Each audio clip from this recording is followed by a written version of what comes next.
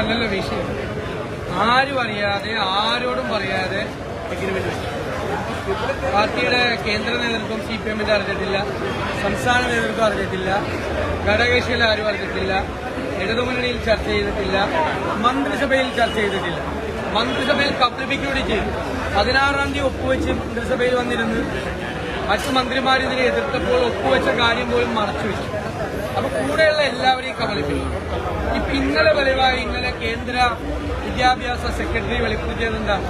കഴിഞ്ഞ വർഷം തന്നെ മാർച്ചിൽ തന്നെ കേരളം സന്നദ്ധത പ്രകടിപ്പിക്കുന്നതാണ്. പിന്നെ ആരെ കബളിപ്പിക്കരുത്? ഇത്രയും നാള് ഫെബ്രുവരി 8-ാം തീയതിയാണ് 2024 കേരള ഗവൺമെന്റിന്റെ നേതൃത്വത്തിൽ കേന്ദ്രത്തിനെതിരായി സമരം ചെയ്തത്, അല്ലേ?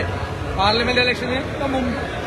എന്നിട്ട് പറഞ്ഞു ധനകാര്യം, വിദ്യാഭ്യാസം, കൃഷി തുടങ്ങിയ കാര്യങ്ങളിൽ കേന്ദ്ര നിയമങ്ങൾ ഉണ്ടാകുന്നു, അവഗണനയാണ് സംസ്ഥാനത്തോട്.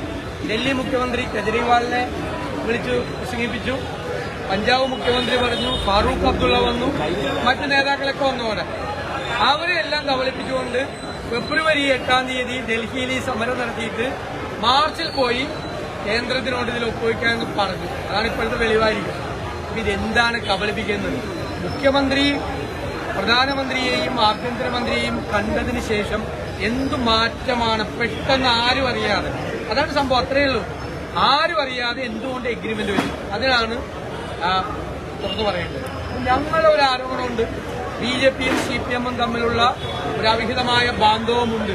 പ്രത്യേകിച്ച് മുഖ്യമന്ത്രി പിണറായി വിജയൻ SNC ലാവ്ലിൻ കേസിൽ ഉൾപ്പെടെ മറ്റ് കേന്ദ്ര ഏജൻസികൾ അന്വേഷിച്ച കേസുകളിൽ ഉൾപ്പെടെ പരസ്പരം ഒരു സഹായ സംഘം ഇവർ പ്രവർത്തിക്കുന്നുണ്ട്. അതൊന്നുകൂടി അടിവരയിടുന്ന രീതിയിലാണ് ഇപ്പോൾ വന്നിരിക്കുന്ന വിവരങ്ങളെല്ലാം. ഇനിയിപ്പോൾ ഇവര് സ്ലോ ഡൌൺ ചെയ്യുമോ? സ്കൂളിന്റെ ലിസ്റ്റ് ഒപ്പിട്ടിട്ടാണ് വന്നിരിക്കുന്നത്. അത് പാടില്ല എന്ന് മന്ത്രിമാരടക്കം പറയുമ്പോഴാണ് ഇത് ചെയ്തിരിക്കുന്നത്. അതൊക്കെ അവർ തമ്മിൽ തീർക്കേണ്ട വിഷയമാണ്. പക്ഷേ എല്ലാവരെയും ഇരുട്ടി നിർത്തിയാണ് ഈ തീരുമാനം എടുത്തത്. അത് യാഥാർത്ഥ്യം.